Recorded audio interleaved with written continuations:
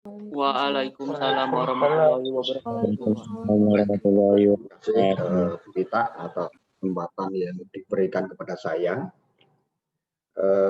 Hari ini pertemuan ke-12 untuk mata kuliah pengantar ilmu ekonomi dan sekaligus menjadi pertemuan terakhir bagi saya karena nanti pertemuan ke-13 hingga pertemuan ke-16 Anda akan melaksanakan pembelajaran di bawah bimbingan Bu Ita. Nah, pada pertemuan kemarin kita telah membahas mengenai law of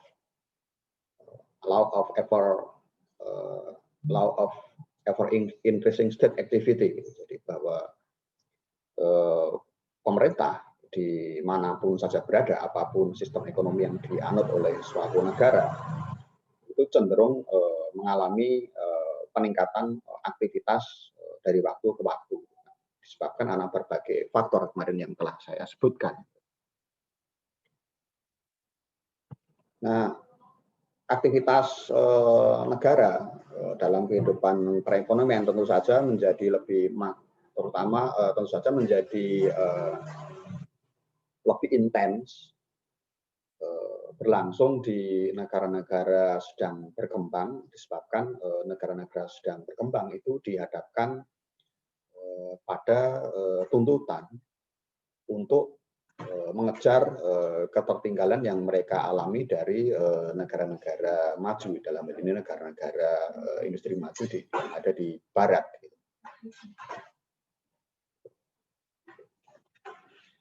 Nah, Anda tahu sendiri bahwa kehadiran negara dalam kehidupan ekonomi itu di dalam rangka untuk melakukan koreksi terhadap kegagalan pasar. Artinya apa? Pasar atau mekanisme pasar itu gagal di dalam melaksanakan fungsinya, memenuhi, mengalokasikan kebutuhan-kebutuhan masyarakat. Ya, mekanisme pasar bisa mengalami kegagalan, dan bentuk-bentuk kegagalannya misalnya terjadi monopoli, maka negara harus intervensi, terjadi eksternalitas, maka negara harus melakukan intervensi, terjadi ketimpangan, maka negara harus melakukan intervensi. Sejarah negara maju dan negara sedang berkembang itu kan menunjukkan dua tipikal yang berbeda. Kalau Anda belajar sejarah ekonomi di negara-negara maju, negara-negara Eropa Barat, perekonomian negara-negara Eropa Barat itu kan dimulai pada abad pertengahan, abad-abad 16, abad 17, diawali dengan munculnya sistem monarki di sana. Kaum feodal menjadi penguasa, dan untuk menopang kekuasaannya, kaum feodal itu kemudian membangun kelas entrepreneur, kelas pengusaha. Sekarang dinamakan sebagai kaum kapitalis. Jadi demi menopang kekuasaannya, negara kemudian menciptakan suatu kelas di dalam masyarakat, yaitu kelas pengusaha, kelas bourgeois, di mana kelas bourgeois itu kemudian diberikan berbagai macam keistimewaan-keistimewaan sepanjang mereka mampu memberikan dukungan finansial bagi kekuasaan kaum feodal. Ketika misalnya kemudian aktivitas ekonomi di dalam negeri itu dirasa sudah mengalami oversupply, maka diperlukan ekspansi. Maka negara kemudian memberikan backup dukungan bagi kaum kapitalis untuk melakukan ekspansi keluar. Itulah kenapa akhirnya di Indonesia mendaratlah armada VOC di Indonesia, kalau di India mendaratlah armada EIC dengan dukungan dari pemerintah masing-masing. Awalnya berdagang, tapi lama-lama akhirnya melakukan praktek penghisapan. Nah, di sana kekuasaan kaum bourgeois itu dari waktu ke waktu meningkat, lama-lama kuat, hingga akhirnya mampu meruntuhkan kaum feodal. Nah, jadi sejarahnya seperti itu. Tapi kalau di negara-negara sedang berkembang kan menunjukkan pola yang berbeda. Negara-negara berkembang itu adalah negara-negara yang muncul itu pasca Perang Dunia Kedua. ketika kemudian mereka merdeka, negara-negara berkembang itu menghadapi persoalan apa? Kekayaan alamnya sudah habis terkuras oleh negara-negara industri maju yang menjadi penjajahnya. Di saat yang sama kemudian ada tuntutan untuk segera mengejar ketertinggalan. Maka kemudian kalau di negara-negara yang telah maju sebelumnya, pembangunan itu diawali dengan munculnya kaum kapitalis, kaum borjuis. Tapi kalau di negara-negara sedang berkembang tidak demikian.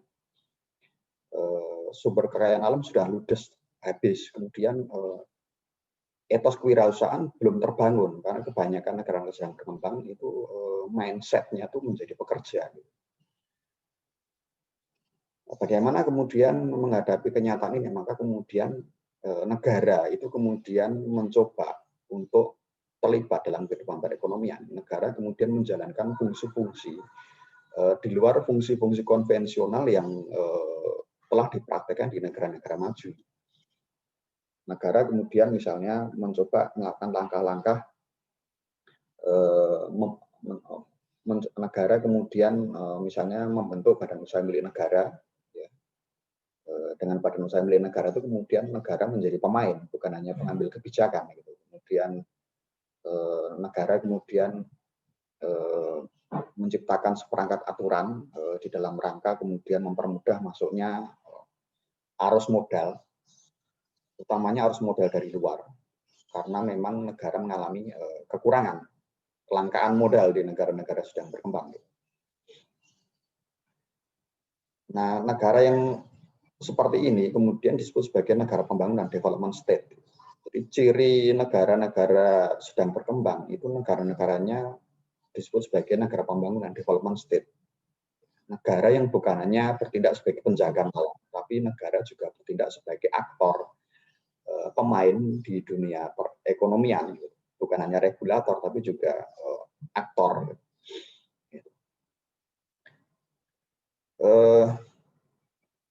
Dengan langkah-langkah seperti itu, diharapkan negara-negara berkembang bisa mengalami percepatan. Negara-negara berkembang bisa mengalami percepatan utamanya di dalam mengejar target pertumbuhan ekonomi sebagai syarat untuk bisa melakukan lompatan ke depan.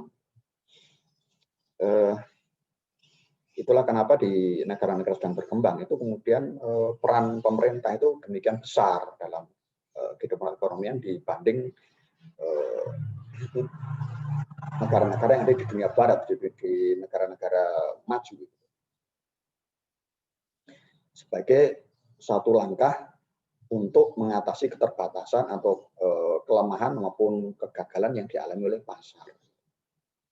Nah, kemudian telah saya sebutkan bahwa upaya negara untuk bisa mengoreksi atau melakukan intervensi ke dalam pasar, untuk mengatasi kegagalan ekonomi, mengatasi kegagalan pasar, itu bisa ditempuh dengan cara langsung maupun tidak langsung. Cara langsung ya negara melalui badan usaha milik negara, dia bertindak sebagai pemain bersama-sama badan usaha milik swasta. Negara menjalankan aktivitas bisnis. Tapi negara juga menempuh cara tidak langsung, yakni menggunakan perangkat 6 instrumen kebijakan seperti yang telah saya sebutkan di atas. Nah, dengan cara-cara seperti itu, misalnya sejumlah negara sedang berkembang itu mampu mengalami lompatan. Malaysia, kemudian Taiwan, Korea Selatan, Hong Kong itu mengalami lompatan. Indonesia juga pernah sempat mengalami lompatan di era Orde Baru, kita pernah mengalami lompatan. Pertumbuhan ekonomi yang semula minus di tahun 1966, kemudian dengan berbagai langkah yang ditempuh oleh pemerintah, kemudian bisa melonjak menjadi 7% per tahun. Nah, sekali lagi, mekanisme pasar itu memiliki kelemahan di samping memiliki kelebihan. Ketika kemudian pasar itu gagal, maka kemudian negara dalam hal pemerintah kemudian melakukan intervensi ke dalam pasar. Tapi jangan lupa bahwa negara itu juga memiliki kelemahan. Jadi di samping ada yang kita sebut sebagai market value atau kegagalan pasar. juga kita mengenal juga government failure atau kegagalan pemerintah. Kegagalan pemerintah itu maksudnya apa? Mekanisme yang dijalankan oleh pemerintah itu gagal dalam mewujudkan harapan-harapan publik. Mekanisme yang ditempuh oleh pemerintah itu kemudian gagal dalam mengalokasikan kebutuhan-kebutuhan yang diperlukan oleh publik.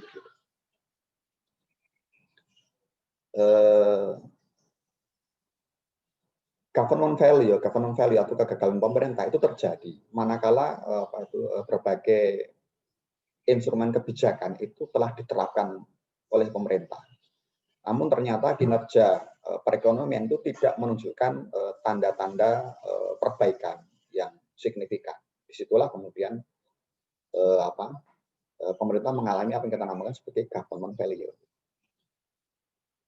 Misalnya pemerintah sudah mengeluarkan perangkat kebijakan fiskal dan moneter untuk misalnya menekan tingkat inflasi, tapi ternyata perangkat kebijakan fiskal dan moneter sudah diterapkan, namun tingkat inflasi tetap tidak terkendali, bukan hanya inflasi ringan, sedang, bahkan tinggi, dan bahkan mengalami apa yang kita namakan sebagai hiperinflasi. Itu Indonesia pernah mengalami itu di akhir-akhir kekuasaan pemerintah Orde Baru tahun 97-98 pernah mengalami berbagai perangkat instrumen kebijakan ternyata tidak mampu mengerem melaju inflasi.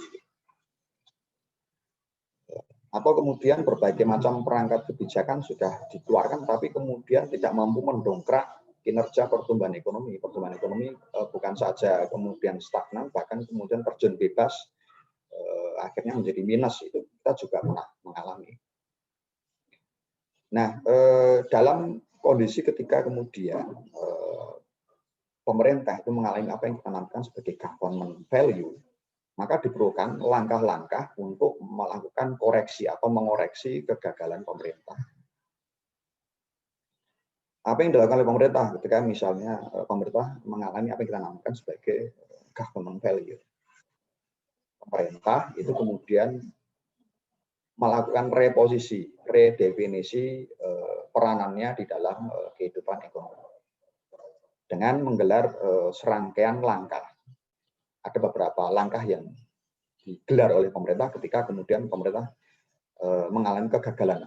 Pemerintah mengalami namanya government failure. Pemerintah melakukan apa yang kita namakan sebagai deregulasi, kemudian yang kedua debirokratisasi, ketika pemerintah melakukan namanya liberalisasi, dan yang terakhir pemerintah melakukan namanya privatisasi. Apa itu deregulasi? Deregulasi dari kata regulasi itu aturan ya. Ketika kemudian ditambahkan kata D di depannya, itu berarti lawan kata dari regulasi. Dengan deregulasi berarti pemerintah itu kemudian memangkas aturan, menghilangkan aturan-aturan yang dirasa kemudian menghambat munculnya kreativitas di tengah-tengah masyarakat. Masyarakat di sini tentu saja dalam ini adalah masyarakat pelaku usaha. Dengan meniadakan aturan-aturan tersebut, maka diharapkan inisiatif maupun kreativitas masyarakat, utamanya pelaku usaha, itu bisa kemudian tumbuh sehingga kemudian kinerja perekonomian itu diharapkan bisa membaik. Yang kedua apa? Yang kedua menerapkan apa yang kita namakan sebagai debirokratisasi. Debirokratisasi. Dari kata birokrasi ya, birokrasi. Kemudian di birokratisasi berarti bermakna pembentukan satuan-satuan instansi pemerintah. Kalau ditambahkan kata D di depannya berarti lawan katanya. Artinya apa? Dengan debirokratisasi berarti apa? Pemerintah membubarkan keberadaan instansi-instansi, organisasi-organisasi yang keberadaannya dipandang tidak relevan lagi dengan tuntutan situasi. Itu namanya debirokratisasi. Kemudian berikutnya apa yang kita namakan sebagai liberalisasi. Liberalisasi itu artinya apa sih? Dari kata liberal ya, liberal itu artinya liberty itu kebebasan, liberal itu artinya berarti bebas, liberalisasi berarti pembebasan.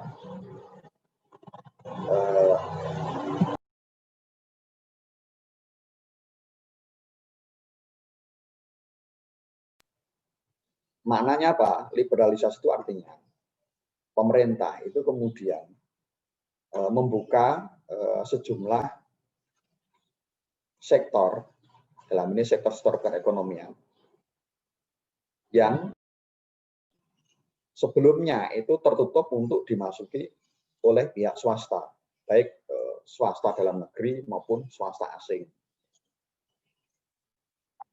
Kalau di dunia bisnis, kita mengenal istilah daftar negatif investasi. Artinya apa? Daftar jenis-jenis usaha yang itu tidak boleh dijalankan oleh sektor swasta, baik swasta dalam negeri maupun swasta asing. Dengan liberalisasi berarti daftar negatif investasi itu dikurangi, sehingga kemudian apa? Jumlah sektor-sektor usaha yang kemudian dapat dimasuki oleh pihak swasta itu semakin bertambah. Jadi dengan masuknya sektor swasta, baik sektor swasta dalam negeri maupun sektor swasta asing ke dalam usaha-usaha yang sebelumnya dinyatakan tertutup, itu diharapkan maka aktivitas ekonomi bisa bergeliat sehingga kinerja perekonomian bisa kembali meningkat. Dan yang terakhir, yang kita namakan sebagai privatisasi, dari kata private. Dari kata private. Private itu artinya swasta. Privatisasi itu berarti swastanisasi ataupun swasta. Maksudnya apa? Dengan melakukan privatisasi berarti pemerintah itu mengubah status kepemilikan sejumlah badan-badan usaha dari semula dimiliki oleh pemerintah, kemudian bergeser kepemilikan itu menjadi milik swasta. Ya caranya macam-macam. Caranya misalnya dengan merubah komposisi kepemilikan saham yang ada di dalamnya. Kalau sebelumnya saham itu 100% itu dikuasai oleh pemerintah, saatnya 100% itu sahamnya berasal dari pemerintah. Dengan privatisasi, kemudian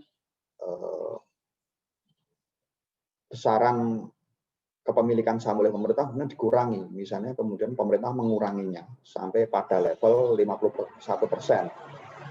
Ketika 51% saham itu kemudian menjadi milik swasta, dengan sendirinya kepemilikan badan usaha tersebut bergeser dari semula milik pemerintah itu menjadi milik swasta. Nah, dengan masuknya berbagai aktivitas sektor swasta ke dalam sejumlah jenis-jenis usaha atau sektor-sektor usaha yang sebelumnya dinyatakan tertutup, maka diharapkan apa? Aktivitas ekonomi itu diharapkan bisa kembali menggeliat sehingga kinerja perekonomian kemudian bisa kembali meningkat. Nah, mungkin menjadi pertanyaan bagi Anda, kenapa kemudian pemerintah bisa gagal? Kenapa pemerintah bisa gagal? Nanti kalau Anda belajar mata kuliah birokrasi publik, mungkin Anda akan berjumpa dengan sebuah teori yang kita namakan sebagai Parkinson Law atau hukum Parkinson. Hukum Parkinson itu mengatakan apa? Hukum Parkinson itu mengatakan bahwa ada hubungan antara keterlibatan pemerintah dalam hal ini oleh birokrasi dengan perbaikan kondisi sosial ekonomi masyarakat. Kehadiran pemerintah dalam ini melalui birokrasi misalnya dalam memiliki efek, yakni apa? Akan terjadi namanya peningkatan atau perbaikan kinerja kehidupan sosial ekonomi masyarakat. Tapi pada titik tertentu, aktivitas atau intervensi pemerintah itu akan mengalami titik jenuh, di mana kemudian kehadiran pemerintah di situ itu justru akhirnya membuat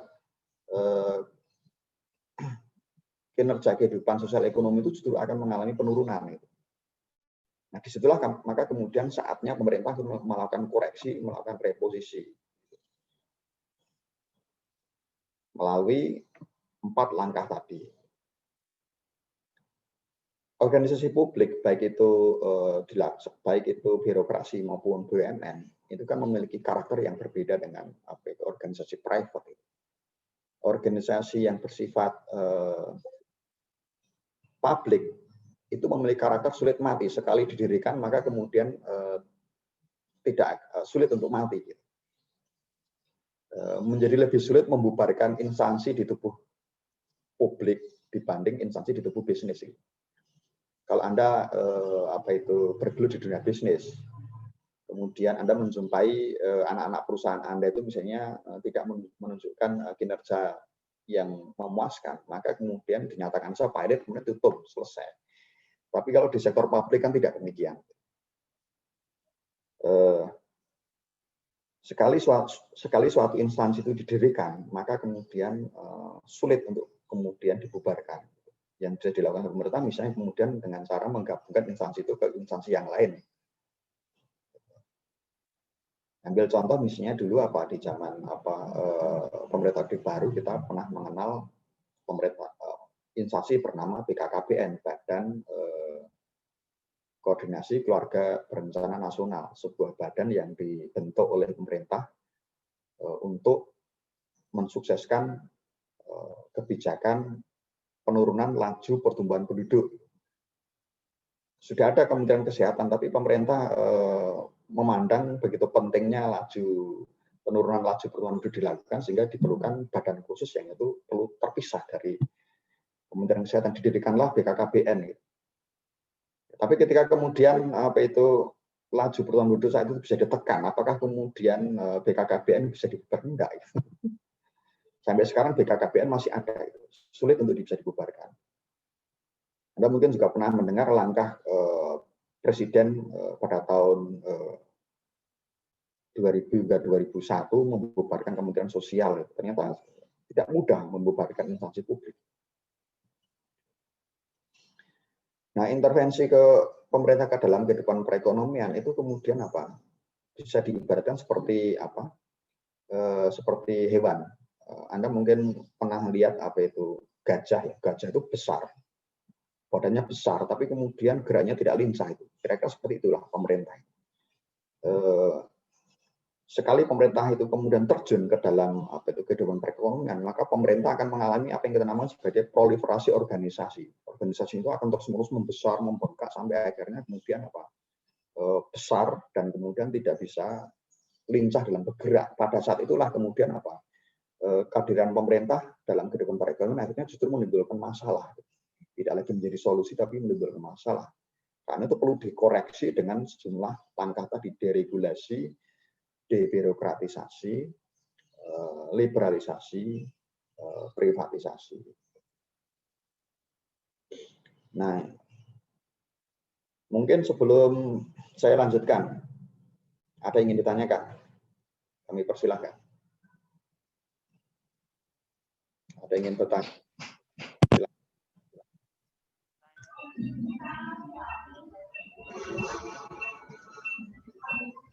Silakan jika ada yang mau ditanyakan. Saya izin bertanya, Pak. Izin bertanya, Pak. Yurisman, Pak. Silakan. Yurisman, Pak. Ya. Mengenai materi yang Bapak sampaikan tadi kan ada tentang kegagalan pasar ya, Pak ya. Ya. Yaitu mekanisme yang ditempuh oleh pemerintah gagal dalam mengalokasi publik. Nah, pertanyaan saya yaitu, melalui kegagalan pemerintah sendiri, apakah selalu melibatkan permasalahan yang menghalangi hasil yang efisien? Nah, terus apakah kegagalan pasar selalu apakah kegagalan pemerintah harus berupa kegagalan pasar, Pak? Terima kasih, Pak. Ya. Ya, pertama saya jawab dari pertanyaan kedua dulu. Apakah kegagalan pasar berarti kegagalan pemerintah? Itu dua hal yang berbeda ya. Jadi yang benar itu baik pasar maupun negara itu sama-sama memiliki potensi kegagalan. Nah, kehadiran pemerintah dalam kehidupan perekonomian itu kemudian muncul guna merespon kegagalan pasar. Berikutnya apa? Penguatan peran pasar itu dilakukan dalam rangka untuk merespon kegagalan pemerintah. Jadi, seperti yang saya sebutkan tadi, pemerintah itu kan menempuh 4 langkah itu di dalam rangka untuk mengoreksi kegagalan pemerintah, government failure. Kalau untuk mengoreksi kegagalan pasar kan pemerintah menggunakan 6 instrumen kebijakan, ada kebijakan fiskal hingga kebijakan nilai tukar, itu kalau untuk mengoreksi kegagalan pasar. Tapi kalau untuk mengoreksi kegagalan pemerintah, maka pemerintah menggunakan 4 instrumen, yakni apa? Deregulasi, debirokratisasi, liberalisasi, privatisasi. Jadi dua hal yang berbeda. Kegagalan pemerintah itu tidak identik dengan kegagalan pasar tidak identik dengan kegagalan pemerintah. Jadi kegagalan pasar itu menjadi prasyarat bagi munculnya intervensi negara ke dalam pasar. Nah, kegagalan pemerintah itu menjadi prakondisi atau prasyarat bagi upaya-upaya untuk melakukan penguatan pasar. Jadi dalam kehidupan ekonomi itu kan paling tidak ada dua aktor ya, negara dan pasar. Negara menggunakan pasar atau swasta itu menggunakan apa yang namanya sebagai mekanisme ekonomi atau mekanisme pasar. Kalau negara itu menggunakan political mechanism atau mekanisme politik. Idealnya kehidupan ekonomi itu selalu normal, selalu stabil. Stabilitas itu bisa tercapai bila peran dari dua ranah itu, negara dan pasar itu menunjukkan peran keduanya itu berada pada posisi yang proporsional. Nah, ukuran proporsional itu bisa berubah-ubah dari waktu ke waktu. Ada saat-saat di mana misalnya pemerintah harus dominan sehingga pemerintah misalnya memiliki porsi 70%, sedangkan sektor swasta melalui mekanisme pasarnya dia memainkan peran sebanyak 30%. Tapi ada saat-saat mungkin antara pasar dan negara itu pada posisi 50-50. Atau ada saatnya nanti swasta diberikan peran yang besar, 60%, pemerintah memainkan 40%. Itu sangat seperti pendulum, jadi selalu bergerak, tidak berada pada posisi yang statis. Nah, pemerintah tuh government failure atau kegagalan pemerintah itu artinya apa? Mekanisme yang ditempuh oleh pemerintah itu gagal. Itu di dalam rangka meningkatkan kinerja ekonomi. Jadi dikatakan gagal manakala berbagai instrumen kebijakan itu telah dikeluarkan oleh pemerintah. 6 instrumen untuk melakukan intervensi ke dalam kehidupan pasar. Tapi berbagai macam instrumen itu kemudian tidak menjadikan aktivitas ekonomi itu kemudian menunjukkan tanda-tanda perbaikan.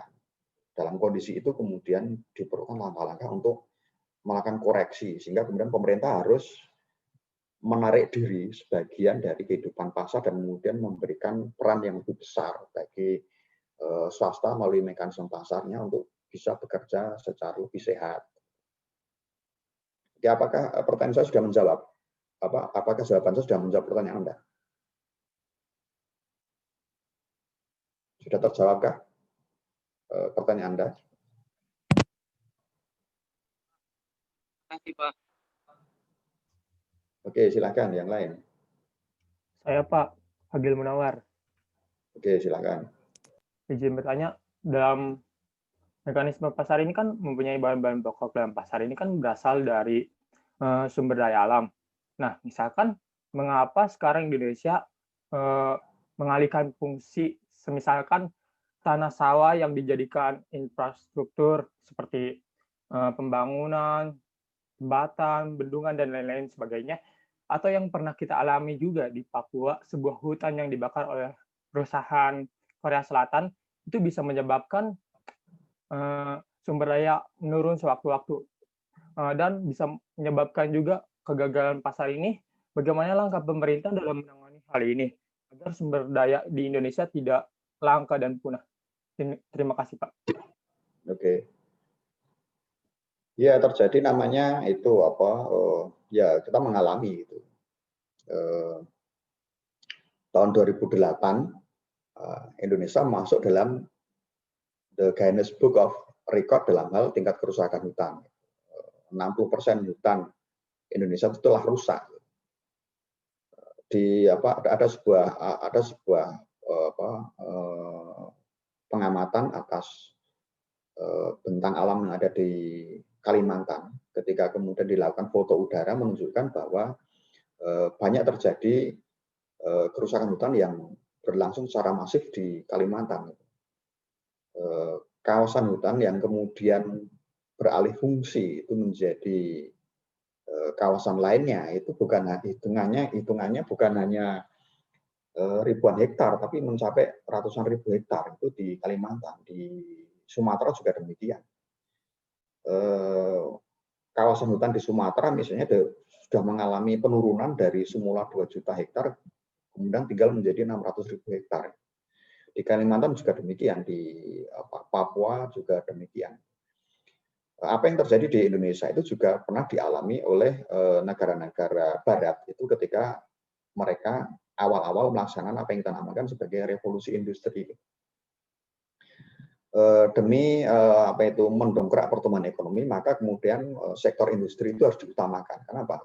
Produk dari sektor industri itu umumnya memiliki nilai tambah yang lebih tinggi dibanding produk dari sektor agraris. Coba aja kalau Anda nggak percaya itu,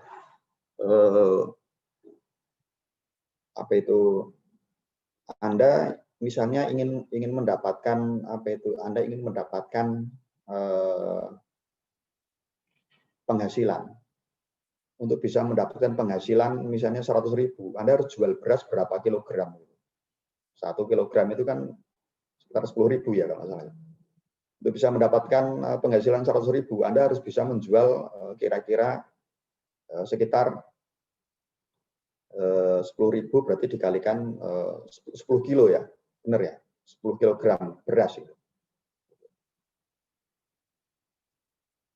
Jadi untuk bisa mendapatkan 100.000, Anda harus jual misalnya 10 kilogram beras itu.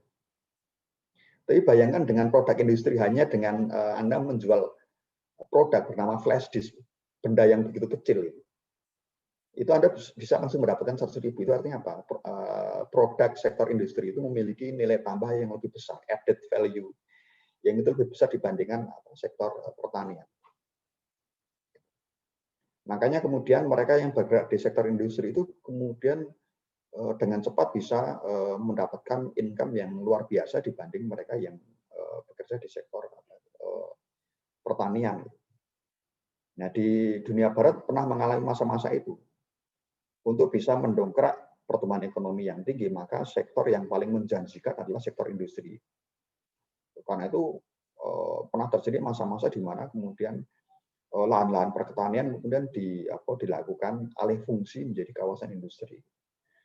Hutan-hutan ditebang semua agar kayunya bisa dijual dan kemudian bisa dijadikan sebagai modal untuk membangun sektor industri. Apa yang terjadi? Maka kemudian pertumbuhan ekonomi di satu pihak itu kemudian dibarengi dengan tingkat kerusakan alam yang parah.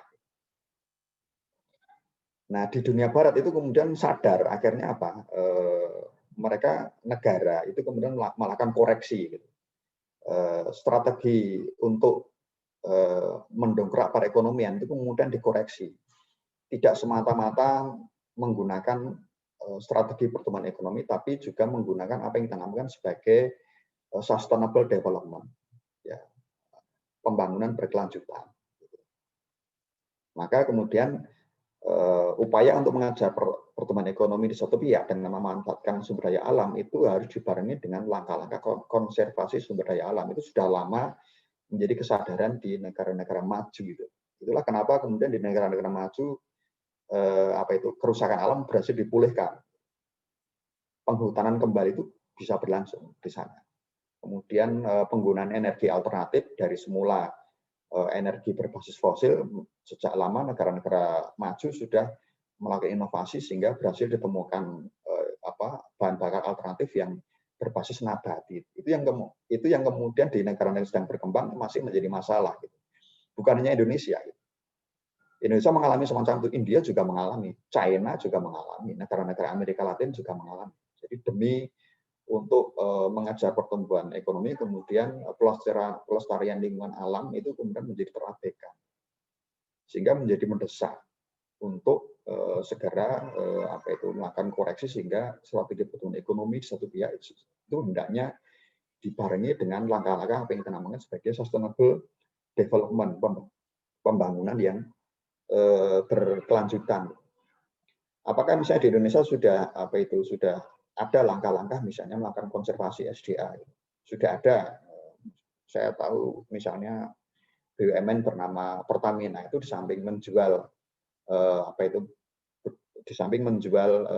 bahan bakar berbasis fosil. Saya lihat misalnya di sejumlah SPBU milik Pertamina sudah tersedia apa yang kita namakan sebagai biosolar. Jadi tidak murni solar, tapi solar yang sudah sebagian unsurnya itu dicampur dengan unsur nabati. Tapi itu kan belum berlangsung secara masif itu kalau di Indonesia dan negara-negara sedang berkembang pada umumnya. Yaitu problem.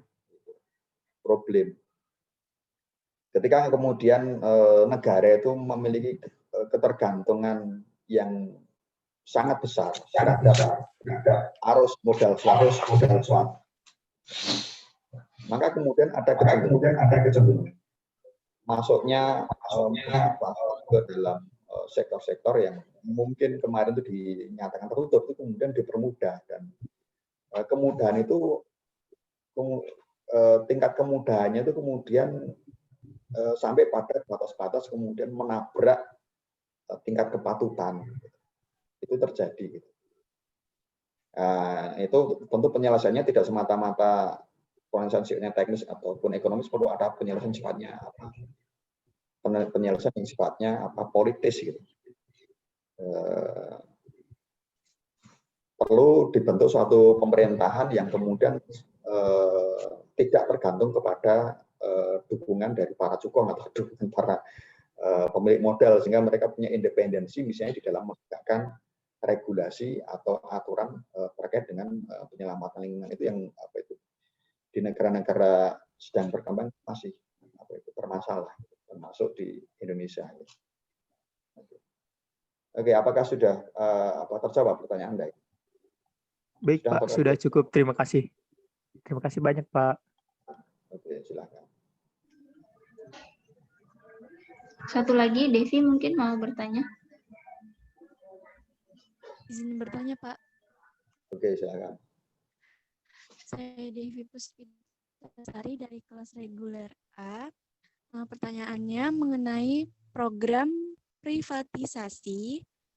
Dengan program tersebut, masalah yang dihadapi bangsa Indonesia dapat selesai.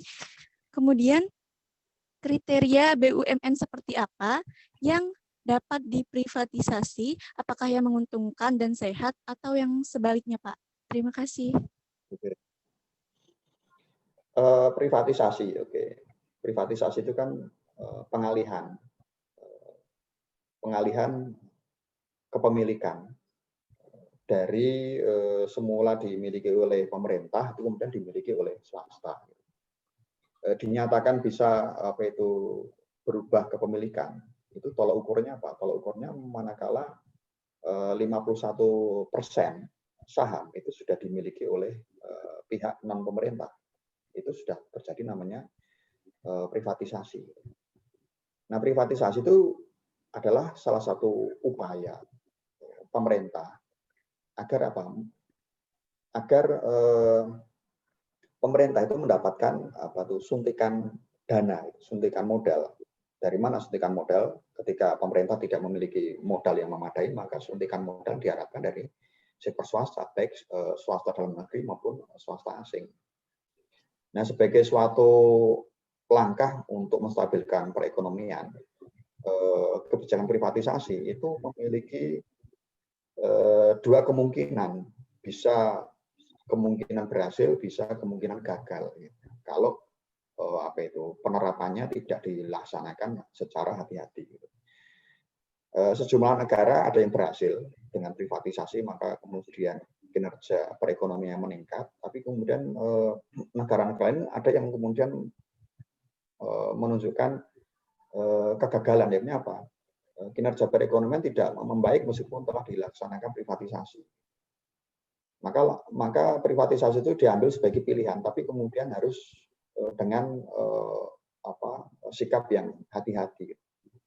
Ya sama kira-kira kalau Anda sakit, Anda bawa ke rumah sakit, maka nanti dokter itu akan melakukan diagnosis untuk mendeteksi sejauh mana tingkat keparahan yang dialami oleh Anda, maka nanti dari situlah akan ditentukan treatment atau terapi yang paling tepat. Nah, mulai dari terapi yang sifatnya ringan sampai terapi yang kemudian berisiko. Jadi kalau terapi itu berisiko kan peluangnya itu 50-50 ya. Bisa berhasil ataupun bisa juga gagal. Nah, negara-negara lain ada yang menunjukkan keberhasilan. Singapura misalnya, Singapura melaksanakan aktivitas privatisasi. Kita tahu bahwa Singapura itu sekarang menjadi salah satu negara yang terkategori sebagai macan Asia. Dulu ketika Singapura merdeka bersama Malaysia, kondisinya juga tidak lebih baik dibanding Indonesia. Gitu. Awal-awal Singapura berdiri, misalnya Singapura saat itu juga menitikberatkan pembangunan pada sektor industri. Nah, peran kita demikian besar untuk mendorong percepatan pembangunan.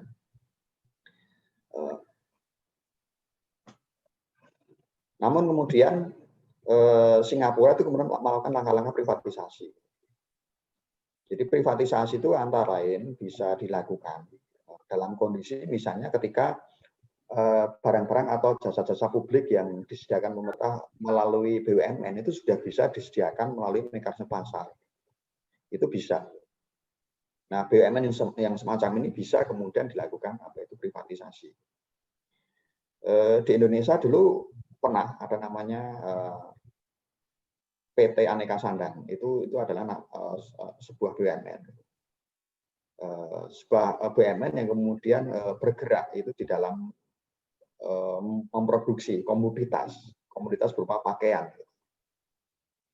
Karena pada saat itu belum begitu banyak perusahaan swasta yang kemudian dinilai capable untuk memproduksinya. Tapi dengan berjalannya waktu kemudian komoditas berupa sandang itu kan sudah bisa disediakan melalui mekanisme pasar, sehingga BUMN semacam ini kemudian bisa keberadaannya, status kepemilikannya bisa kemudian dirubah menjadi milik swasta melalui penjualan saham di pasar modal. Nah, Singapura itu berhasil, sehingga kemudian ketika pemerintah memandang bahwa berbagai macam komoditas yang disediakan oleh BUMN sudah cukup disediakan pasar, maka berbagai BUMN kemudian diserahkan kepada pasar, dialihfungsikan, dilakukan swastanisasi, sehingga sekarang pemerintah hanya bertindak sebagai regulator, kemudian negara kemudian bisa fokus menjadikan sektor jasa sebagai andalan. Nah, dengan kata lain, BUMN yang jadi privatisasi adalah BUMN yang kemudian keberadaannya itu kemudian dinilai sudah tidak relevan karena komoditas yang dihasilkan BUMN sudah bisa disediakan sendiri melalui mekanisme pasar.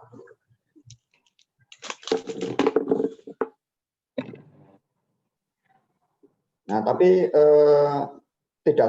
namun demikian tidak otomatis ya ketika kemudian ada suatu komoditas dan komoditas itu bisa disediakan oleh mekanisme pasar atau suatu BUMN otomatis harus diprivatisasi, tidak otomatis seperti itu. Dalam batas tertentu keberadaan BUMN itu tetap diperlukan meski komoditas itu sudah bisa disediakan oleh pasar. Tujuannya apa? Tujuannya ketika swasta itu kemudian mengalami penurunan kinerja, maka kita masih memiliki apa yang dinamakan sebagai jaring pengaman. Coba contohnya apa? Contohnya misalnya di sektor layanan jasa transportasi darat. Anda mungkin mengenal ya sebuah BUMN bernama Perum Damri, perusahaan umum Jawatan Angkutan Mobil Republik Indonesia, Damri. Damri dengan berbagai armada bus antar kota, antar provinsi. Sekarang juga Damri memperluas dengan cara menyediakan layanan di bandara, bus bandara. Padahal kita tahu bahwa layanan angkutan darat sekarang sudah banyak dilaksanakan oleh sektor swasta, banyak perusahaan-perusahaan swasta yang kemudian sudah bergerak dalam layanan transportasi darat. Mereka menyediakan armada bus itu. Kenapa Perum Damri tetap dipertahankan? Ya karena mekanisme pasar itu seringkali tidak selamanya menguntungkan, utamanya bagi konsumen. Contohnya apa? Kalau misalnya pada saat-saat jelang Lebaran misalnya, arus mudik dari kota menuju kampung halaman itu kan mengalami lonjakan itu. Dalam kondisi semacam itu, maka kemudian apa? Tarif angkutan itu kemudian melonjak melampaui batas normal gitu. Itulah manifestasi dari arogansi mekanisme pasar, kesewenang-wenangan pasar gitu. Pemerintah kemudian misalnya membuat kebijakan menetapkan ada namanya selling price. Selling price itu pagu tertinggi untuk tarif tiket layanan angkutan darat. Tapi dalam praktek di lapangan kan sering itu kemudian tidak dipatuhi oleh produsen, oleh penyedia layanan. Nah, dalam kondisi ketika misalnya penyedia layanan itu tidak bisa mematuhi aturan itu, kan masih ada Perum Damri yang kemudian bisa diharapkan mereka mampu melaksanakan regulasi sebagaimana terpenuhi pemerintah. Jadi keberadaan BUMN itu menjadi semacam jaring pengaman untuk mengatasi munculnya kesewenang-wenangan pasar. Nah, BUMN sendiri kan bisa dibagi menjadi beberapa kategori. Ada BUMN perusahaan jawatan, kemudian Perum, kemudian Persero. Kalau perusahaan jawatan yang BUMN yang sama sekali tidak berorientasi kepada profit, murni pelayanan itu per jam. Kalau Perum itu kemudian berimbang, di satu pihak mengejar profit, tapi kemudian di lain pihak kemudian dia melaksanakan fungsi layanan sosial, itu Perum. Tapi ada namanya Persero. Persero itu adalah BUMN yang kemudian 90% aktivitasnya itu diorientasikan untuk mengejar profit. Nah, Undang-Undang BUMN nomor 19 tahun 2003 sekarang hanya mengenal dua macam saja, yakni Perum dan Persero, karena BUMN yang berbentuk perjan itu sudah mengalami metamorfosis, mengalami perubahan status menjadi Perum. Nah, tentu saja untuk perusahaan-perusahaan yang sifatnya Persero diarahkan murni untuk mengejar profit. Apakah kemudian perusahaan-perusahaan yang terkategori sehat, profitable itu kemudian harus diswastanisasi? Itu sangat situasional. Bisa ya, bisa tidak. Tapi untuk perusahaan-perusahaan profitable, manakala kemudian sektor yang ditangani adalah sektor strategis yang itu berbahaya kalau itu diserahkan ke swasta. Maka untuk BUMN yang jenis semacam ini tertutup untuk dilakukan namanya privatisasi. Anda contohnya apa? Contohnya misalnya di sektor penyediaan layanan BBM kita mengenal BUMN bernama Pertamina. Kemudian di sektor ketenaga listrikan kita mengenal perusahaan listrik negara. Anda bayangkan kalau kedua sektor ini kemudian diserahkan kepada sektor swasta, itu apa yang terjadi? Yang terjadi apa? Yang terjadi nantinya berlaku mekanisme pasar. Siapa yang kuat membelinya, dialah yang akan bisa mendapatkannya. Mereka yang tidak memiliki daya beli, kemudian akan tersingkir. Itulah kenapa itu tetap dibahas oleh pemerintah, sehingga pemerintah tetap melakukan namanya subsidi harga, sehingga masyarakat bisa membelinya dengan harga terjangkau. Kalau itu dilepas sepenuhnya melalui mekanisme pasar, maka nanti harga BBM itu akan melonjak. Harga BBM akan melonjak, dan lonjakan harga BBM nanti akan memicu kenaikan harga-harga lainnya secara umum, dan itu memberikan pukulan terhadap perekonomian. Kalau di Turki misalnya harga BBM itu dilepas ke mekanisme pasar, harga premium di Turki itu tidak cukup kalau Anda beli dengan harga kira-kira sekitar 6.000, 7.000, 8.000, di sana mencapai kira-kira sekitar 20.000. Tetapi itu memungkinkan manakala misalnya daya beli masyarakat secara umum sudah mengalami peningkatan, itu dimungkinkan. Tapi selama itu kondisi masyarakat masih secara umum kekuatan finansialnya masih berada di level menengah ke bawah, itu tampaknya perusahaan-perusahaan BUMN sifatnya profit itu tidak diprivatisasi dalam jangka panjang. Oke, apakah sudah menjawab pertanyaan Anda? Oke. Baik, sudah Pak. Terima kasih. Oke, silakan yang lain. Izin bertanya, Pak. Saya Jessica. Apakah suara saya kedengaran? Oke, ya, dengar ya. Saya Jessica, saya ingin bertanya mengenai kegagalan pemerintah dalam salah satunya gejala Parkinson. Dan salah satunya gejala Parkinson itu seperti menambah jumlah anggota birokrasi, namun tidak sesuai dengan jumlah yang seharusnya karena birokrasi melibatkan anggota keluarga. Serta anggarannya menjadi lebih berbeban kepada birokrasi dibandingkan untuk masyarakat. Nah, bagaimana supaya gejala seperti ini bisa dideteksi oleh masyarakat dan dihilangkan dari kebiasaan birokrasi pemerintah kita, Pak? Terima kasih. Oke,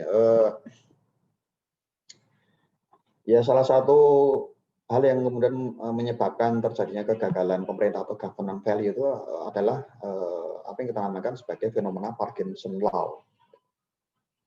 Parkinsonisasi, yakni apa? Terjadi pembengkakan struktur organisasi birokrasi yang kemudian di saat yang sama diikuti dengan pembengkakan jumlah aparatur birokrasi. Jadi pembengkakan struktur organisasi birokrasi nanti akan diikuti oleh pembengkakan jumlah aparatur birokrasi. Pembengkakan jumlah aparatur birokrasi itu kemudian tentu saja akan diikuti dengan pembengkakan jumlah anggaran yang harus dibelanjakan untuk membiayai operasional para aparatur birokrasi. Itu akhirnya apa? Menyebabkan aktivitas pemerintah itu menjadi tidak efisien. Menjadi tidak efisien.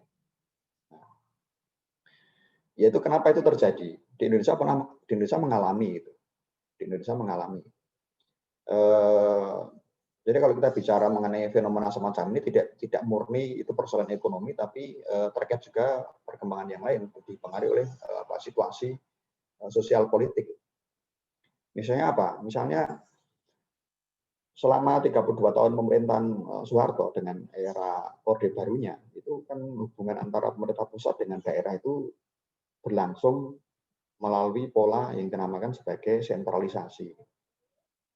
Pola sentralisasi. Ketika kemudian rezim Orde Baru itu kemudian runtuh atau tumbang, Soeharto kemudian mundur dari kekuasaannya sebagai penguasa, maka ada tuntutan untuk melakukan desentralisasi. memberikan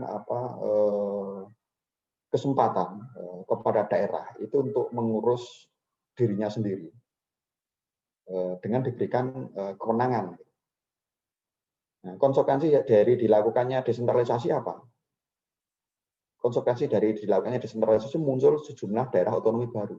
Masyarakat di daerah itu menuntut disediakan kabupaten sendiri, dituntut untuk menyediakan kota sendiri, provinsi sendiri, muncul daerah-daerah otonomi baru melalui proses yang dinamakan sebagai pemekaran daerah. Ketika daerah mekar, maka kemudian apa? Di situ ada tuntutan harus dibentuk instansi-instansi birokrasi. Pembentukan instansi birokrasi menuntut adanya rekrutmen aparatur birokrasi, dan dari rekrutmen aparatur birokrasi itu menuntut adanya penyediaan anggaran yang dibutuhkan untuk membiayai operasional birokrasi. Ketika kemudian daerah setempat itu kemudian kemampuan fiskalnya itu tidak mencukupi untuk bisa membiayai aktivitas birokrasi, apa yang dilakukan? Pemerintah harus menyuntikkan dana melalui mekanisme yang dinamakan sebagai dana alokasi umum. Akhirnya apa? Banyak anggaran-anggaran pusat APBN yang itu kemudian tersedot ke daerah untuk membiayai aktivitas birokrasi. Padahal APBN itu sebenarnya bisa lebih efisien kalau digunakan untuk membiayai aktivitas yang lain. Aktivitas peningkatan SDM, aktivitas untuk peningkatan kapasitas infrastruktur, aktivitas untuk penanganan bencana alam dan sebagainya. Dan bukan rahasia lagi kalau saya pernah membaca itu ya laporan dari Kementerian Dalam Negeri gitu. Hampir kebanyakan 50% lebih itu anggaran yang dimiliki oleh pemerintah pusat maupun daerah kemudian lebih banyak terserap untuk membiayai birokrasi. Bahkan ada yang lebih tinggi lagi, rasionya bisa mencapai 60%, 40% itu.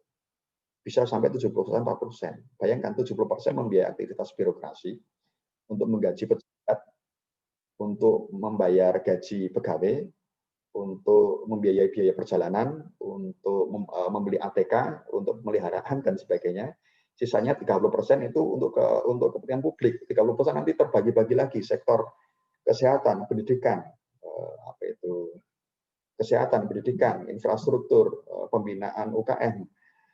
Anda bayangkan itulah kenapa kemudian kualitas kehidupan masyarakat kemudian tidak membaik meskipun misalnya telah disediakan sejumlah DOB, daerah-daerah otonomi baru.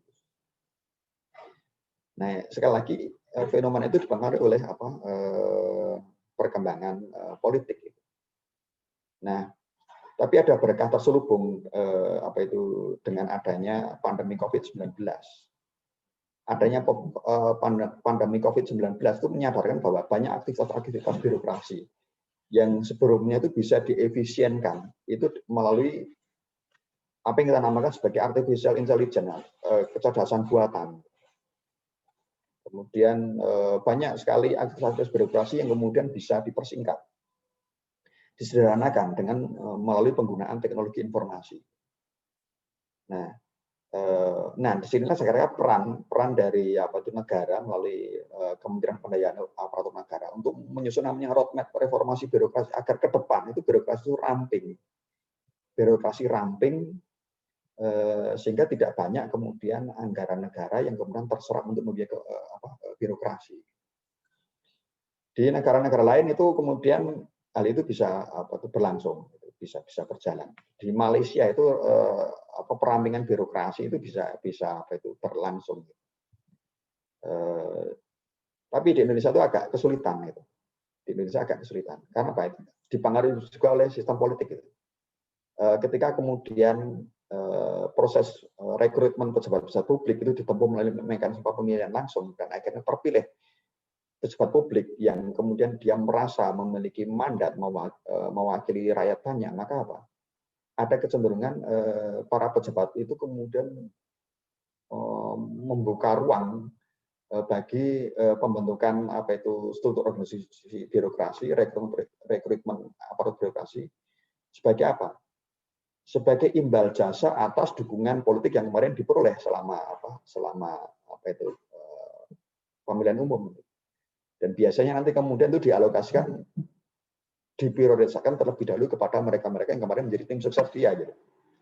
Untuk menjadi pejabat birokrasi. Kemudian berikutnya akan dilakukan namanya rekrutmen birokrasi untuk menampung konstituen dia yang kemarin menyalurkan pilihan kepada dia. Nah itu akhirnya apa? Perbaikan ekonomi itu juga harus diimbangi juga dengan reformasi di dalam kehidupan politik. Misalnya bisa nggak ke depan itu dilakukan reformasi kehidupan politik sehingga misalnya rekrutmen pejabat publik yang saat ini ditempuh melalui mekanisme pemilihan daerah kepala langsung, kalau itu memang dirasa tidak mendatangkan manfaat, kenapa tidak? Itu kemudian perlu direvisi. Saya termasuk orang yang tidak terlalu kaku kemudian berpedoman bahwa kalau demokrasi kemudian semuanya harus langsung. Nah, kalau semuanya berlangsung secara langsung, tapi faktanya kemudian ada ketidaksiapan mental untuk bisa hidup dalam sistem pemilihan langsung, kenapa tidak? Kemudian itu direvisi melalui sistem pemilihan tidak langsung. Apakah menggunakan demokrasi langsung ataukah tidak menggunakan demokrasi langsung, atau dengan lain menggunakan demokrasi tidak langsung, itu tolak ukurnya sejauh mana itu bermanfaat ataukah mendatangkan manfaat ataukah tidak bagi kehidupan publik. Nah, di sejumlah daerah misalnya saya lihat tidak semua praktek di daerah itu menampilkan wajah buram. Saya ambil contoh misalnya di salah satu provinsi di daerah istimewa Yogyakarta. Di provinsi daerah istimewa Yogyakarta itu dalam hal rekrutmen pejabat birokrasi sedikit menampakkan wajah yang berbeda dibanding daerah yang lain. Kalau di daerah-daerah yang lain, pengangkatan pejabat birokrasi dilakukan atas dasar like and dislike. Saya suka dia karena dia kemarin menjadi tim sukses saya, maka saya tarik menjadi asisten gubernur. Saya tarik dia menjadi kepala dinas. Kalau di daerah istimewa Yogyakarta menampilkan wajah yang berbeda. Dari istimewa Yogyakarta memberi kesempatan kepada siapapun untuk menjadi pejabat birokrasi, namun harus melalui screening yang ketat, misalnya melalui mekanisme psikotes dan sebagainya, dengan melibatkan kalangan akademisi, yakni universitas. Dari hasil rekrutmen yang berlangsung ketat nanti akan mengerucut, akan menghasilkan sedikit orang yang kemudian terpilih dari sekian banyak orang. Barulah kemudian kepala daerah dalam ini gubernur, kemudian barulah kemudian diberikan kewenangan untuk memilih siapa di antara orang-orang yang terseleksi itu yang kemudian pantas. Jadi kewenangan kepala daerah untuk mengisi personil itu kemudian diberi ruang, namun di saat yang sama keleluasaan dia kemudian dibatasi dengan mengundang kehadiran pihak lain dalam ini kalangan universitas untuk turut memiliki peran di dalam menyeleksi menyeleksi prosedur-prosedur yang punya kapabilitas untuk duduk sebagai pejabat birokrasi. Namun untuk secara nasional itu masih memiliki masalah. Makanya makanya perlu juga perbaikan ekonomi di satu pihak itu perlu sekali lagi diimbangi dengan langkah politik, yakni reformasi birokrasi. Ya sekarang saya dengar misalnya hierarki kepangkatan di tubuh PNS itu sedang diupayakan untuk dilakukan penyederhanaan. Kemudian mungkin ke depan itu jumlah PNS akan dilakukan perampingan melalui berbagai aturan-aturan yang baru ya. Ya kita tunggu saja apakah hal itu nanti benar-benar direalisasikan atau tidak di masa yang akan datang. Sudah terjawab pertanyaan Anda? Baik Pak, sudah. Terima kasih Pak. Ya. Oke, silakan. Kalau masih ada yang ingin ditanyakan. Izin bertanya Pak. Izin bertanya Pak. Oke, silakan. Pak. Izin bertanya Pak, saya Melisa. Kedengaran nggak Pak suaranya? Oke, dengar. Izin bertanya Pak, saya Melisa Febriana dari Reguler A ingin bertanya. Dari materi yang Bapak jelaskan tadi kan ada yang namanya istilahnya deregulasi. Adapun tujuan dari regulasi sendiri yaitu melahirkan bentuk persaingan dan juga memperbaiki efisiensi dalam suatu perekonomian. dari beberapa dampak positif dari regulasi, ada yang namanya kelemahan dari regulasi, yaitu penurunan kualitas produk. Yang ingin saya tanyakan, Pak, apakah deregulasi efektif diterapkan dalam pengalokasian sumber daya di Indonesia untuk meningkatkan perekonomian? Karena pada kenyataannya penurunan kualitas produk merupakan salah satu hal yang mengancam hal yang mengancam kemajuan perekonomian di Indonesia. Terima kasih, Pak. Oke, jadi pemerintah mencoba itu kemudian melakukan reposisi ketika kehadiran pemerintah atau negara dalam perekonomian itu kemudian dirasa tidak menolong atau tidak membantu meningkatkan kinerja perekonomian, berarti ada yang salah pada diri pemerintah. Maka pemerintah melakukan berbagai langkah koreksi. Di antaranya adalah melakukan namanya deregulasi. Nah, deregulasi sebagai sebuah pilihan politik, pilihan tindakan politik itu memiliki probabilitas, tingkat atau kemungkinan berhasil atau gagal itu sama besarnya, bisa berhasil, bisa gagal. Dengan deregulasi itu kinerja ekonomi itu bisa meningkat, tapi dengan deregulasi bisa juga kinerja ekonomi tidak mengalami peningkatan. Jadi kebijakan yang diambil pemerintah itu di samping memiliki peluang, itu juga memiliki resiko-resiko.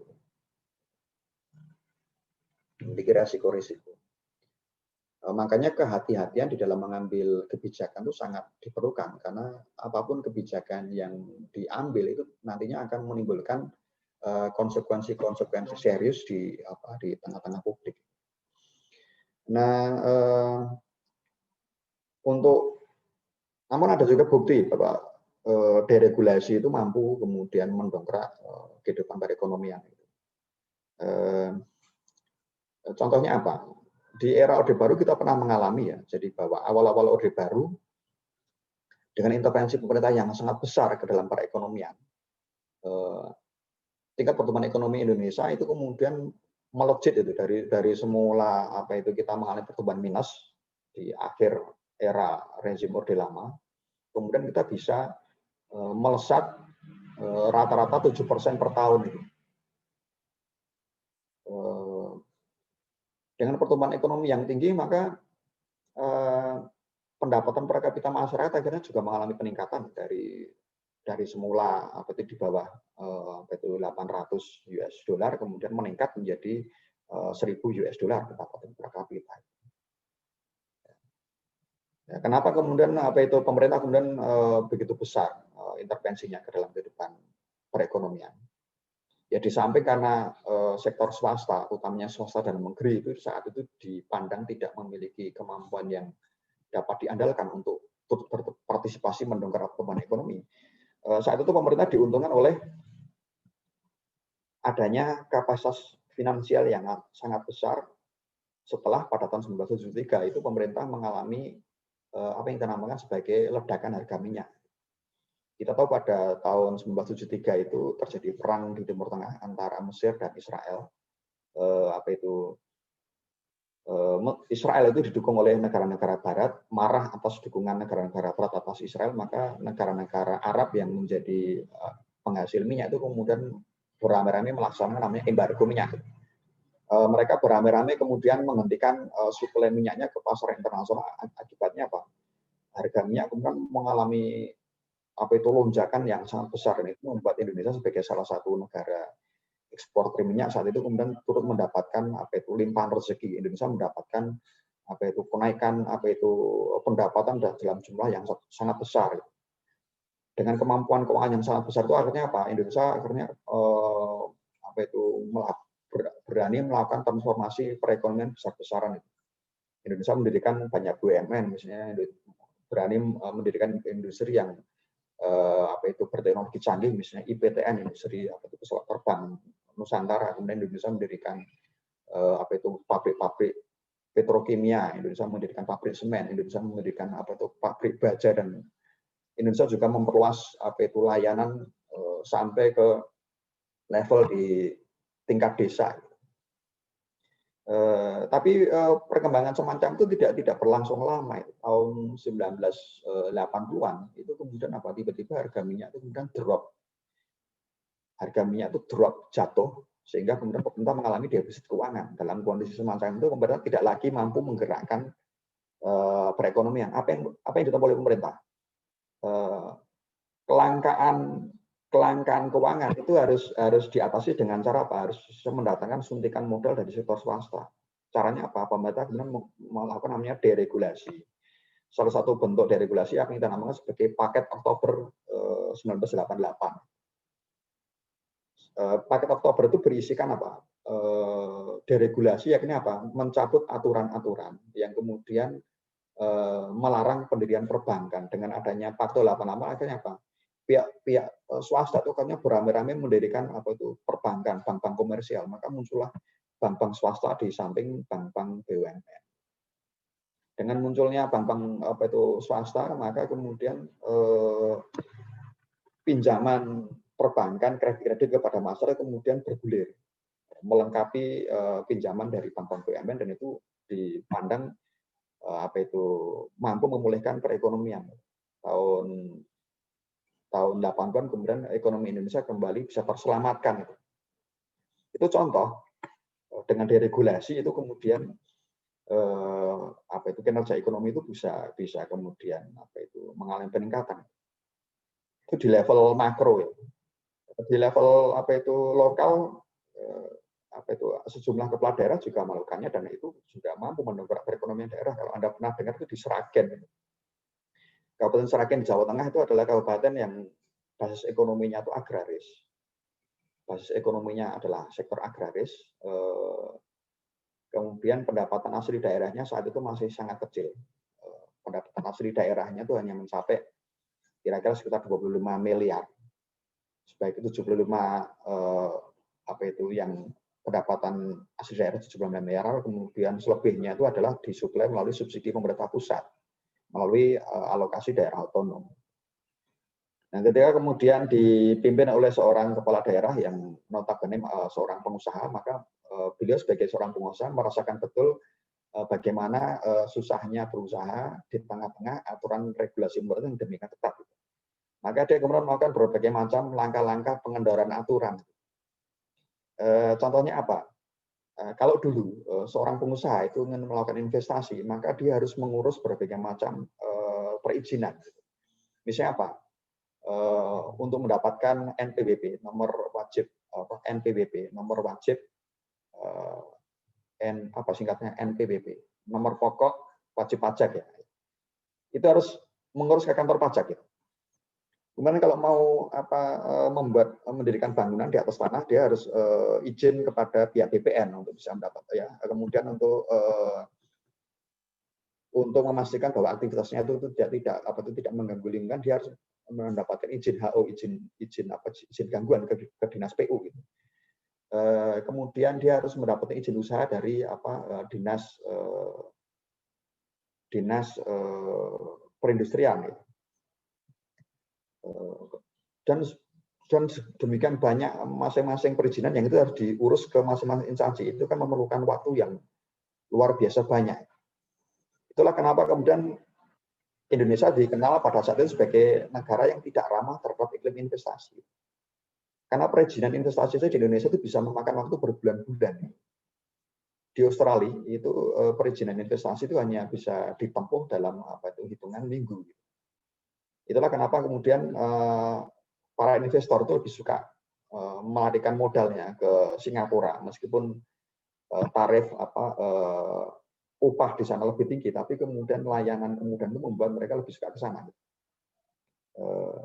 Indonesia berbulan-bulan, maka arus modal lebih banyak lari ke Australia, ke Malaysia, ke Vietnam, ke Cina, ke Korea. Nah, di bawah kepemimpinan Bupati Untung Wiono di Sragen itu dilakukan langkah-langkah itu. Beliau kemudian mencoba menyederhanakan aturan. Sekarang kalau mau berusaha tidak perlu mengurus izin di situ. Cukup saya dirikan satu unit yang namanya unit pelayanan terpadu, itu satu pintu. semua perizinan diurus di satu instansi, tidak lagi di masing-masing instansi, diselesaikan pada hari itu juga, nanti keluar pada hari itu juga izinnya. Apa yang terjadi? Angka investasi akhirnya melonjak menjadi puluhan ribu %, sehingga kemudian dan itu memiliki dampak, yakni apa? Pendapatan asli daerah Kabupaten Sragen itu meningkat dari semula 25 miliar per tahun menjadi 200 miliar per tahun. Itu contoh itu di level daerah, sebagian itu juga mampu melakukan deregulasi, mampu gitu mendongkrak perekonomian. Namun demikian deregulasi juga punya resiko juga, sekali lagi resiko resiko terhadap perekonomian. Ketika kemudian berbagai syarat itu diperlonggar, terbuka peluang, kemudian pemilik modal itu melakukan aktivitas dengan tidak mengindahkan misalnya tidak mengindahkan keseimbangan ekologis, dan itu nantinya akan menyebabkan degradasi kehidupan lingkungan fisik. Nah, sekali lagi apapun pilihan kebijakan di dalam pemerintah itu memiliki peluang yang sama, peluang keberhasilan maupun peluang kegagalan. Itulah kenapa untuk bisa menjadi seorang pengambil kebijakan memang harus dibutuhkan kapasitas dan kapabilitas yang memadai. Oke, apakah sudah terjawab pertanyaan Anda? Sudah, Pak. Terima kasih. Oke. Ada lagi, silakan. Izin bertanya, Pak. Izin bertanya, Pak. Aurel.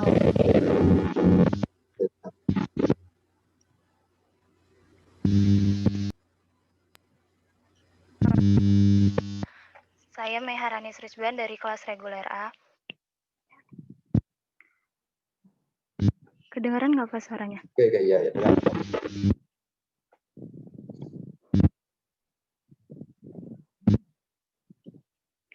Pendiri Gojek yaitu Bapak Nadiem Makarim itu menjual sahamnya sehingga beliau hanya memiliki 2% saham dari perusahaan yang beliau bangun. Apakah tindakan seperti itu menguntungkan untuk pemilik perusahaan atau menguntungkan bagi para investor yang menanam modal, Pak? Terima kasih. Oke. Ya, kalau yang dilakukan oleh Nadiem itu kan perusahaan swasta ya. Jadi beliau Pak Nadiem itu memang pejabat publik, tapi kan kemudian unit usaha yang dimiliki oleh Pak Nadiem itu kan masuk dalam kategori badan usaha milik swasta ya. Badan usaha milik swasta.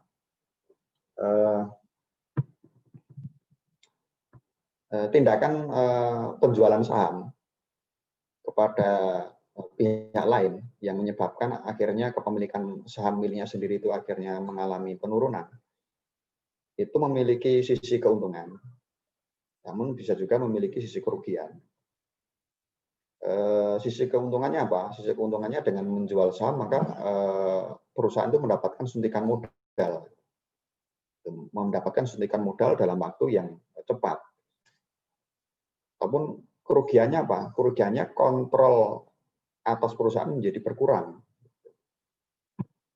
Ya. Kalau itu diterapkan kepada BUMN, dan BUMN-nya adalah BUMN yang kemudian sifatnya strategis, itu sangat berbahaya karena penguasaan sektor swasta atas sektor-sektor yang sifatnya strategis itu akan mempengaruhi, akan menurunkan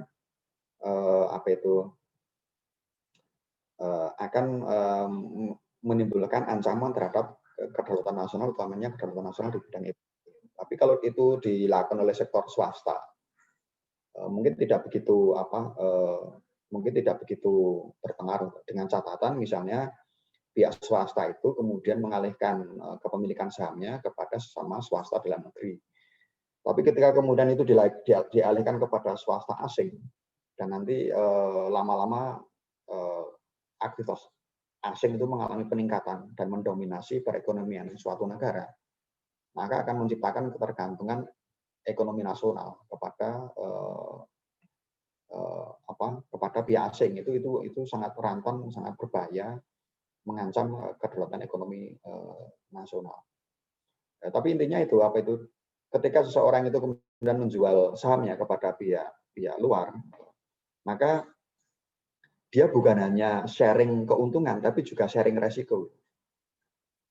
Anda mungkin punya uang, suatu saat Anda beli saham, misalnya saham perusahaan yang ada di pasar modal. Anda misalnya beli sahamnya PT Sinarmas misalnya. Benar, dengan memiliki saham itu maka Anda akan berhak mendapatkan keuntungan yang diperoleh oleh PT Sinarmas. Tapi jangan lupa juga, ketika kita membeli saham, maka kita bukan hanya berhak mendapatkan keuntungan, namun kita juga harus siap untuk berbagi resiko dengan perusahaan itu. Ketika kemudian perusahaan itu kolaps atau mengalami kebangkrutan, kita harus siap juga mengalami kerugian.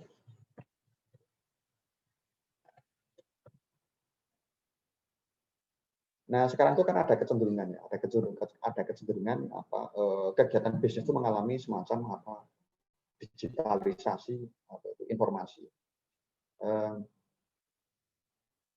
Anda kalau misalnya melakukan digitalisasi informasi, digitalisasi bisnis, siapa pihak provider yang akan Anda gunakan untuk menjalankan aplikasi Anda? Misalnya Anda menggunakan Google. Siapa pemilik Google? Kan bukan orang Indonesia, pemilik Google kan orang asing. Orang asing yang ada di luar Indonesia sana. Ketika Anda menggunakan aplikasi dan aplikasi Anda itu berbasis Google misalnya, maka data-data bisnis Anda itu data-data bisnis yang itu seharusnya rahasia. Seharusnya hanya Anda sendiri yang berhak mengetahuinya, itu dengan mudah dapat diketahui oleh pihak lain yang ada di luar negeri. Orang luar negeri kemudian bisa menggunakan data itu untuk kemudian memetakan seperti apa sih kemudian karakter bisnis orang-orang Indonesia. Data-data pribadi masuk ke sana semua itu sehingga kerahasiaan benar tidak ada. Nah, sekarang ini kan banyak ya sektor-sektor UMKM itu diharapkan itu kemudian mereka mendigitalisasi aktivitas bisnis mereka. Nah, itu di satu pihak menguntungkan karena dengan demikian maka terbuka peluang sektor UMKM itu untuk melakukan ekspansi produk bukan hanya di pasar dalam negeri tapi juga bisa ke pasar internasional. Namun payahnya kan kebanyakan sektor UMKM di Indonesia itu kan mereka memiliki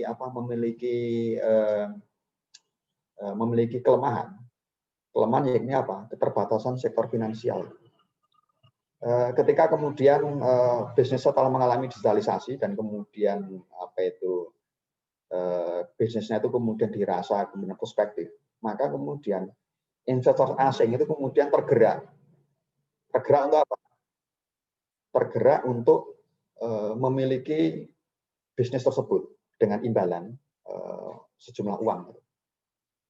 Jadi para pengusaha UMKM yang kemudian merasa tergiur dengan besarnya uang, akhirnya menuruti keinginan tersebut menjual mayoritas sahamnya kepada orang asing, sehingga akhirnya Akhirnya bisnis yang ia rintis itu dalam prakteknya kemudian dimiliki orang asing. Nah, sekali lagi itu kembali juga kepada karakter ya, bahwa sebagai seorang pebisnis kita tidak hanya dituntut untuk mengejar keuntungan, namun di saat yang sama seorang pebisnis itu juga harus dituntut memiliki karakter nasionalis ya, memiliki karakter nasionalis. Artinya di dalam berbisnis jangan hanya